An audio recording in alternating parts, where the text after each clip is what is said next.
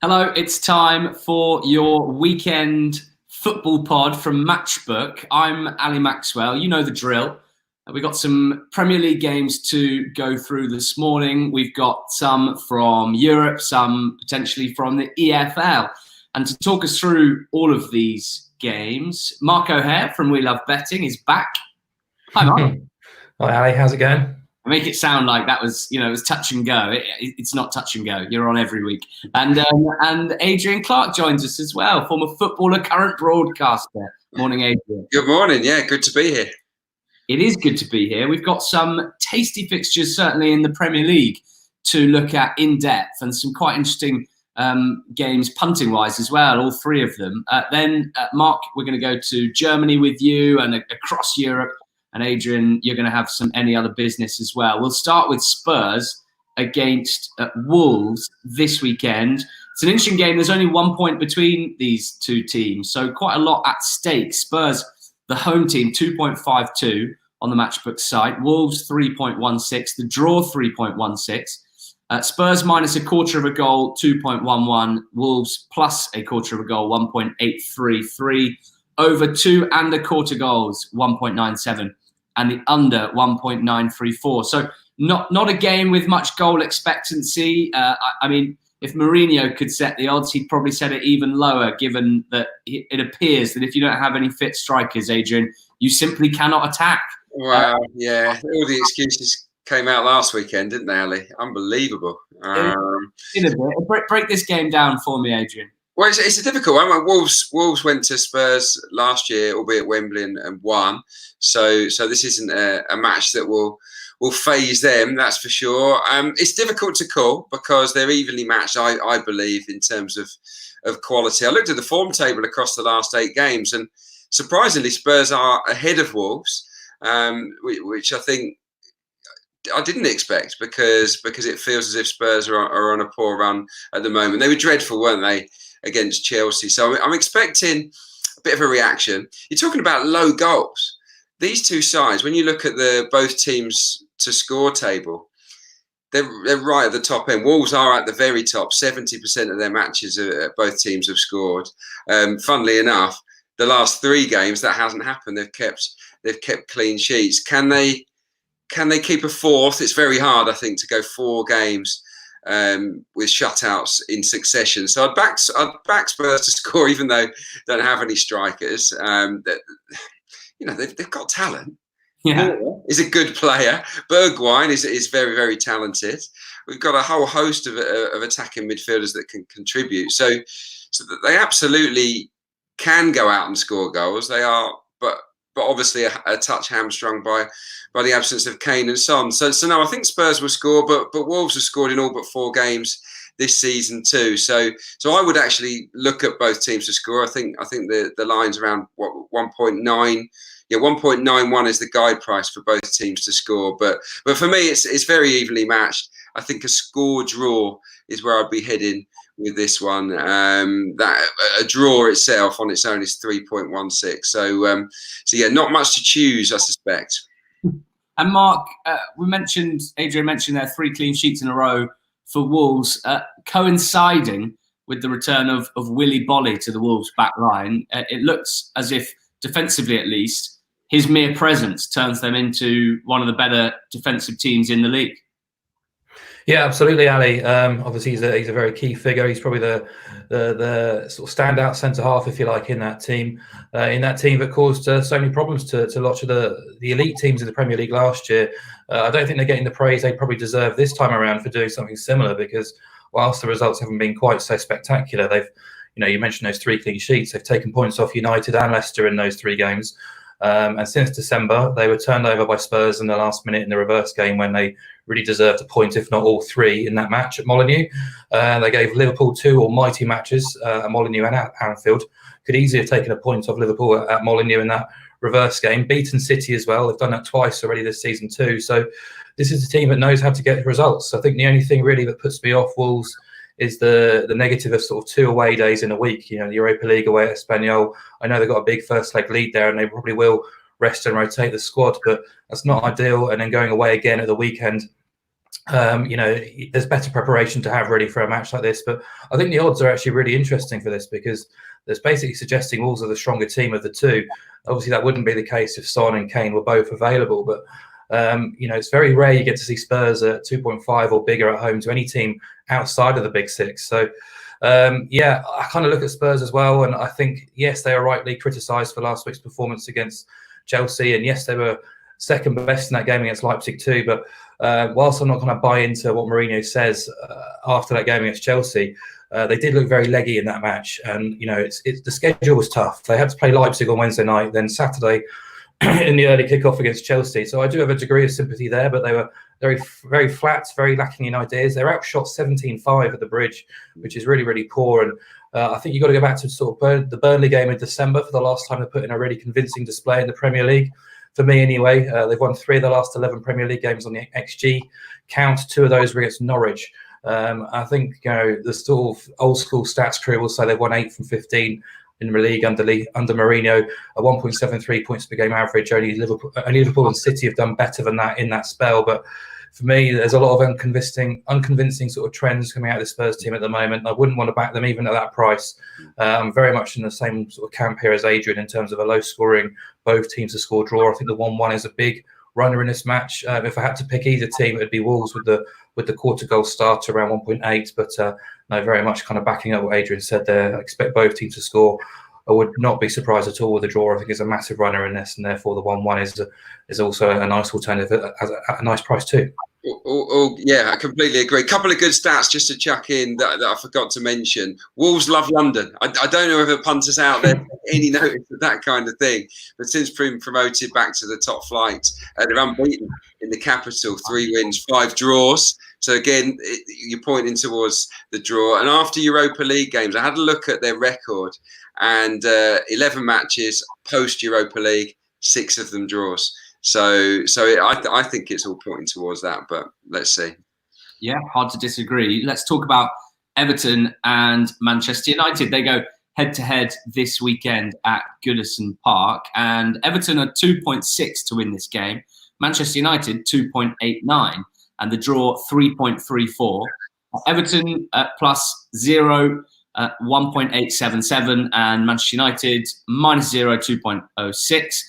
Over 2.5 goals, 2.08, and the under 1.826. Another game with quite a low goal expectancy. But Mark, Everton favourites for this game. Would that have been almost unthinkable a few months ago? Yeah, possibly in the sort of the last rounds of Marco Silva's era, when the whole players just seemed to sort of down tools a little bit. I remember that game against Norwich, which seemed to be the beginning of the end, really, where they got turned over at home, and there's a very sombre attitude around sort of Goodison Park then. But things have massively changed, and they've lost 2 of 12 now. Obviously, last week against Arsenal was disappointing in terms of results, but I think they can take a huge amount of encouragement from their performance as well. And they've got a dreadful record at Arsenal, but they really sort of fronted up in that match and were very unfortunate not to take a point. Ancelotti spoke before that game and said it's about time Everton start making a statement. And they had Arsenal, then they've got United. They've also got Chelsea in the Merseyside derby coming up in the next few fixtures. And from their perspective, they're looking upwards in the table, because with the potential ban for City, if they win here against United and they're only 2 points off 5th, which is, unimaginable really towards the end of the Silva era. So I think there's a lot to be positive about. So they've had a full week to prepare for this game. Always have to respect Goodison Park and their record there. 53% win ratio since the start of last season, just 8 defeats, 14 clean sheets from 32. And their record hosting Big Six teams, 4 wins, 4 draws, 1 defeat too. So there's a consistency, there's a continuity about this team, which I'm starting to really like. Obviously, the 2 defeats have been by 1 goal margins against City and Arsenal. So I do slightly prefer them off the scratch start compared to United. But again, I think the draw is a big play here. United have that inconvenience of playing Bruges on Thursday night. But, we are starting to see decent signs of progress. I think Bruno Fernandes has been fantastic in his impact, really. Sort of lessened the load, really, in the final third on the players there. Allowed the likes of Fred, Matic or McTominay, whichever 2 of those 3 are sitting, to let him push on, really. And they can protect the back 4. And the defence has certainly improved. Martial's looked a bit more alive now. He's got a bit of, someone sort of threading the ball through to him. He scored in 3 successive games as well. But the one thing really for United wasn't really the Europa League tie against Bruges on Thursday that was putting me off. It's just their away record, and I kind of kept them on side when they went to Chelsea, more to do with price and an anti-Chelsea play than anything else. But it's just 4 wins over the past 12 months in the Premier League away from home. 4 wins in 17, 4 draws and 9 defeats, which is really off-putting. I know they're starting to make signs of or steps in the right direction, but yeah, this is a difficult game for me to sort of find something I really want to support. I think goals are probably underrated at odds against, considering Everton's last 4 games. But in terms of sort of the match odds and the Asian handicap, I'd slightly favour Everton. But again, I think the draw is a big runner here. Fair pricing at this stage of the season. Adrian, do you think Ole Gunnar might deserve a little bit more credit for some tactical flexibility? I noticed in the last few months that they have mostly in games against the top teams, they've played a 3 at the back system, and you know, whether that was the key to their win against Chelsea, I'm not necessarily sure, but it certainly allowed them to get 2 strikers on the pitch and Bruno Fernandes behind them, and a solid structure in place. And then in the home game against Watford, back to 4-2-3-1. That's what we've seen in general against teams that they're sort of expected to beat, I suppose. Not every manager shows that sort of fluidity and the ability to change it up. I'm glad you brought it up, Ali, because if you hadn't, I would have done so. We're on the same page. It's yeah. Do I think Ole Gunnar Solskjaer is the best head coach on the planet? No, clearly, I think that he's learning as he goes. But I think he cops too much flack, Ole Gunnar Solskjaer. I know that United have been inconsistent. I know that you know, every time you think they've made strides, that they have a dip. But tactically, away from home, at times, I know they haven't won many times away from home, they've taken some scalps. Think about, well, obviously the Chelsea game, Manchester City, twice this season. In Europe as well, they've gone away with a back 3. I would like to see the team sheet, you know, before I take a punt on this game. If Manchester United line up in a back 3, I think it gives them a good chance of, I would certainly be looking at laying Everton in a back 3. I think they're capable of getting a draw or a victory.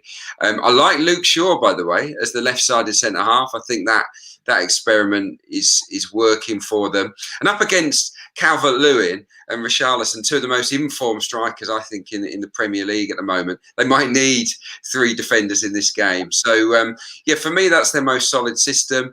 And they've got players, they've got pace at the top end of the pitch as well. And when I look at Everton, I look at Yerry Mina, Holgate as well, a good player, but they've been sliced open so many times this season, Everton, by through balls, from turnovers, from counter-attacks. They've been too open down the middle of the pitch. And I think if Manchester United can get runners like Martial or Daniel James in beyond, and of course they've got Bruno Fernandes to supply the ammunition, I think they can nick this game. I really do. It's been a great run under Ancelotti, loads to like, but I'm not convinced about Everton's defending. So for that reason, I'll just oppose them. Yeah, I think Fernandes will be licking his lips. Bournemouth Chelsea to finish us off in Premier League terms. This one's 3:00 on Saturday. Is that what we're doing? Yeah, Bournemouth Chelsea. That is indeed what we're doing. And Bournemouth are 4.9, the home team. Chelsea at 1.769, and the draw 3.9. Bournemouth plus 3/4 of a goal, 1.934. Chelsea minus 0.75. Even money 2.0. Over 2.5 goals, 1.877, and the under 2.03. Adrian, any particularly strong thoughts on this game? What's of interest to us here? Well, it's certainly of interest if you look at the recent games. I mean, Bournemouth have won 3 of the last 4. They've been Chelsea's bogey team. So you might be a backer of the bogey team. So that's something certainly to consider. And let's face it, Chelsea had a humbling defeat in midweek. That was a confidence sapper, if ever I saw one against Bayern Munich. So for those that have got an inkling for Bournemouth, I can absolutely see reasons to back them. Personally, I would side with a Chelsea bounce back from the Bayern defeat. Obviously, they beat Spurs last weekend in the Premier League. I think that Chelsea have had a really tough run of games, 4 tough matches in the Premier League and Bayern Munich. I think coming up against a Bournemouth team that are leaking an awful lot of goals. I mean, you have to go all the way back to Bournemouth's win at Stamford Bridge for the last time they had a clean sheet in the Premier League. I think that's 10 games without one. They won't keep a clean sheet in this game. I'm pretty confident of that, which puts them under a lot of pressure. So no, I think that Chelsea's quality will outshine Bournemouth here. They've got a lot of issues, Chelsea, far from the finished article at both ends of the pitch. But for me, Bournemouth, they're a long way short in terms of what they can offer. So I would go for a Chelsea win here. Mark, I noticed that Chelsea's away games this season have averaged 3.77 goals per game. Bournemouth at home 2.62. So you can see why that over 2.5 goals compared to the other two we've spoken about is a lot shorter. What are your thoughts on this game? Well, I think you've done my work there for me, Ali. It's to get with goals because you really want to be the pundit this week. That's clear. I can see the merit in supporting Chelsea in this game for sure. It's the price that puts me off really, and I think from a Bournemouth perspective, it's back-to-back home wins. Obviously, followed them up with back-to-back away defeats. But last week they played really well in patches, and I think that scoreline was pretty unfair on how they played. They could have been 2-0 up inside the first 5 minutes, and that was a performance without Nathan Ake or Jefferson Lerma, who both should be back fit and available. I think we saw the difference that Josh King can make as well. Their points per game doubles with him starting. Their goal output increases by almost 40% as well. Just a big boost for them really having him in tandem with Callum Wilson in attack again, because 13 of their goals this year have come from set pieces, excluding penalties. 7 of the last 12 from dead balls as well, which really isn't ideal. They've failed to score 11 times. They failed to score 12 times in the whole of last season. So I think the extra kind of thrust and forward areas should stand them in good stead, because Chelsea have been cut open a few times. I've seen the argument about whether they're a better team or with or without N'Golo Conte. I think it has to be a better team with him in the team as well. So without him, I think Bournemouth will get opportunities. You've mentioned there the stats about goals in Chelsea's away games, overs landing 10 of 13 times, and Bournemouth home matches against the Big Six, notorious for goals, notorious for defeats actually, but as Adrian mentioned, they've got a curious record against Chelsea, where only Man City have got a better record than Bournemouth against Chelsea since they were promoted, which is bizarre, really. I can't really put my finger on why that is. But yeah, for me, it's goals in a game which is pretty tricky to call. But I think at the prices, I don't really want to be with Chelsea, and I do want to be with goals. Yeah, no, I absolutely agree with the over goals. Chelsea, by the way, on that difficult run of games, we know that they drew a blank against United, but they did score twice against Arsenal, against Leicester, against Spurs. So at the top end of the pitch, they are delivering. And there's a really curious stat. I don't know if you've seen this one. 45% of the shots they've faced that have hit the target have gone in this season, which does not reflect very well on Kepa and maybe Caballero now. But it also and by the way, that is the highest ratio since Opta started recording the stats. You think surely sooner or later that run has to start to change. So yeah, I think that's another reason to get behind Chelsea. But yeah, I can see the logic in backing the bogey team Bournemouth. Yeah, tough seeing that for the Chelsea number one, and for Willy Caballero as well, who's filled in since Kepa has been dropped. Our fourth game of preview work, and it's going to be Mark taking us through it, is Dortmund's game against Freiburg this weekend. Dortmund, pretty short, 1.222 currently as we record on Thursday morning, and Freiburg at 12-1, 13.0, the draw 7.6. Dortmund minus 2 goals, 1.9, and Freiburg plus 2 goals, 2.03. Over 3 3/4 goals is 2.04, and the under 3 3/4 goals, I've definitely never used this goal line on this podcast before, is 1.862. Mark, the prices are absurd, but it's a pretty exciting promotion battle. But you can tell that. You can tell I'm used to talking about the EFL. It's an exciting title race in the Bundesliga. There's 5 teams separated by just 6 points, and Dortmund very much in the middle of them. What caught your eye about this game? Well, yeah, I mean, I'm not going to make a habit of siding with teams at such short prices with big handicaps, but I am going to make an exception this week, Ali, because Dortmund at the Westfalenstadion have been just unbelievable, really. I know away from home they've got inconsistencies, defensive lapses too, and that's probably going to cost them the title. But their record at home under Lucien Favre is just ridiculous, really. 8 wins from 11 this year, 0 defeats, 40 goals scored in those games. Since he's taken charge, the 22 wins, 5 draws, 1 defeat in the Bundesliga, scored at least twice in 28 of those 29. And this season, they've scored 3 goals or more in 9 of 11 and 4 goals or more in 6 of 11. Obviously, they've got stronger in January with the arrival of Haaland, who's dovetailed brilliantly with Jadon Sancho and Torgan Hazard as well, while Marco Reus has been injured. Julian Brandt is back this week as well. And Emre Can's arrival as well has given a bit more protection and balance in midfield. They've now kept 3 clean sheets in 4 in the league. They've also beaten PSG 2-1, which could and should have been by a much wider margin as well. So yeah, if you dig a little bit deeper, the -1 3/4 handicap is around 1.7, which I know is short, but by my estimation, the handicap for this game should be at least 2.25, 2.5, because Dortmund's home record, 7 of 8 wins by 3 or more goals this season.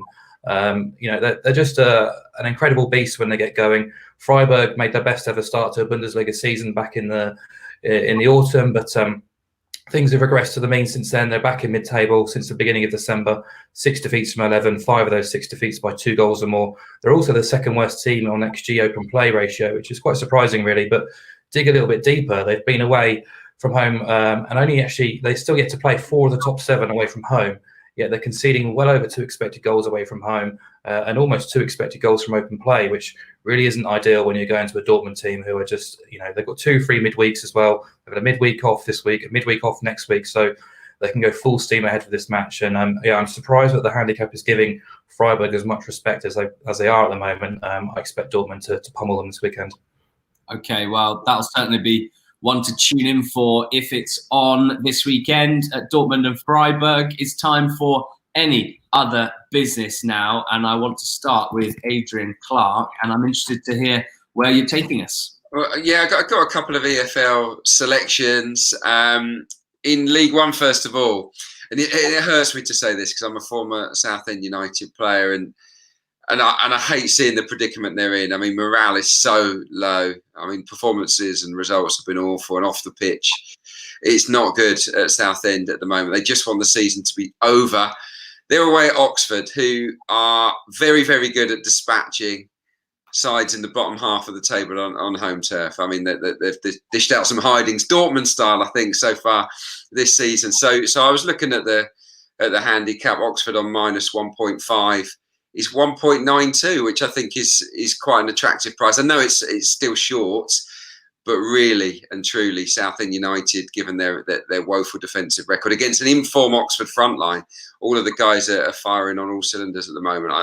I fear for the Shrimpers there. So that's pick number 1. The other one is in League 2. Great game, actually, or an interesting game at the top of the table. Colchester at home to Cheltenham. It pitches 2 of the best defences in the division. Cheltenham have the best defensive record. Colchester, the 3rd best, even though they've been conceding goals of late. So I'm just looking at the picture here and thinking, in and around the playoff push, this has caginess written all over it, because neither side will want to lose to the other. I think that it will be really evenly contested, and I think the defences are more than likely to come out on top. So under 2.25 goals comes out it comes out exactly the same, 1.92. So yeah, I'm not expecting a thriller, but it'll be a decent quality match between Colchester and Cheltenham. Yeah, absolutely spot on. I noticed that Oxford, they've played 16 home games this season in League One. If you take out the games against the current top 2, Rotherham and Coventry, they conceded 3 in each of those games. If you just take those 2 out, it's only 6 goals conceded in the other 14 games. So backs up what you've said. Very good at keeping teams, at drawing blanks from the opposition and putting teams away. Mark, where are you going for any other business this week? I've got Switzerland and Italy. I'll start in Switzerland because it's one of the better title races in Europe this season. A league which was dominated by Basel for so long, and young boys have taken on the mantle, but St. Gallen are actually top of the league at the moment, and there's 5 points separating the top 3. Servette were involved as well, but they've dropped away since the winter break, which is a shame. But it's Basel who I wanted to focus on. They go away to Luzerne on Saturday as odds-on favourites, and it's just something you cannot really buy, to be honest. As I said, they dominated the league for years, but they've really sort of run aground in the last few seasons with really poor decision-making from the board, probably a lack of conviction in terms of the longer-term plan at the club as well. They've made a mess with a few coaches, and now Marcel Coller's there as head coach, and things just are going terribly, really, since the September international break. 7 wins, 4 draws, 6 defeats. It's their worst domestic run of form for well over a decade. And if you straddle the winter break, it's 4 defeats and 6. Just 1 point from the last 2 home games against Thun and Servette as well. And away from home, 2 wins from 8 since September, including 4 defeats.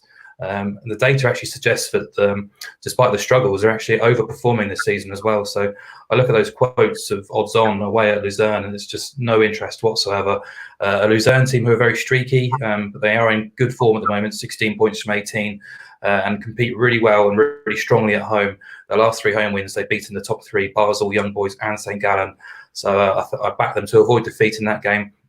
In Italy, obviously the coronavirus has disrupted quite a few of the games. I looked at Lazio Bologna, which is going ahead in front of supporters, but Immobile has been struggling with a virus this week. So Bologna also got plenty of injuries as well. So I've kind of steered away from that match.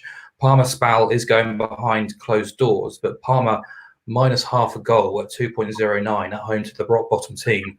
It's just too big to ignore, even with that behind closed doors feeling towards it. So Parma in the top half. Their head coach Roberto De Versa has complained that not enough people are talking about his team in Italy, despite their position. They're 1 point off 6th, and they've had an ongoing injury crisis throughout the season, really. But it doesn't seem to matter. They just pick up results. They remind me very much of Burnley in the Premier League. Quite unfashionable, very functional. Just get the job done. And their record when taking on the lesser teams in Italy is really strong. Since promotion, 15 wins, 7 draws, 5 defeats against 12th or below. At home, 10 wins, 4 draws, 2 defeats at home to the bottom half. They've already put Udinese and Lecce away here in 2020 as well. So not much you can say about Spal, really. 18 defeats from 25, bottom of the XG table. 10 defeats from 13 away, failed to score in 7 of those. Don't keep clean sheets at all. And they're also without their creative midfielder, Gabriel Stafresa, as well. So they're looking like they're doomed to relegation at the moment. And I think Parma odds against is far too big. So, yeah, those are the 2. Parma odds against to beat Spal, and Basel, lay them at 1.9 away at Luzerne. I will. Thank you. What's the of everything we've spoken about, and sometimes, Adrian, you might chuck in something rogue here, but best of the whole weekend for you? Yeah, I've not got a rogue grenade to chuck in at the death this week, I'm afraid. I'm thinking about the most attractive price and bet for me is the draw. Spurs against Wolves. It's over 3. It's at 3.16. The most popular scoreline in the Premier League this season, by the way, is 1-0. 34 times it's happened. That is the result I would predict if I was going for exact scorelines. But to play it safer, over 3 on the draw between those 2 is the best bet for me. Okay, and Mark, best bet of the weekend? Yeah, as I said, I'm not going to make a habit of backing these really short price favourites, but Dortmund to cover the -1 3/4 handicap. Around 1.7 at home to Freiburg is too big, really. That handicap should be a lot bigger. My model makes it closer to 2.5 goal handicap, really. 7 of their 8 wins have been by at least 3 goals. They've scored 4 times or more and 6 of 11 at home as well. Freiburg basically just seeing out the season now, coasting in mid-table and really struggling away from home. Okay, well, thank you both, gentlemen. Adrian, Clarke and Mark O'Hare, bringing the noise this week on the Matchbook Weekend Football Podcast. Best of luck with any selections of your own this week, and have a great weekend. We'll be back again next week with more of the same. And thank you, as always, for tuning in. Thank you for listening.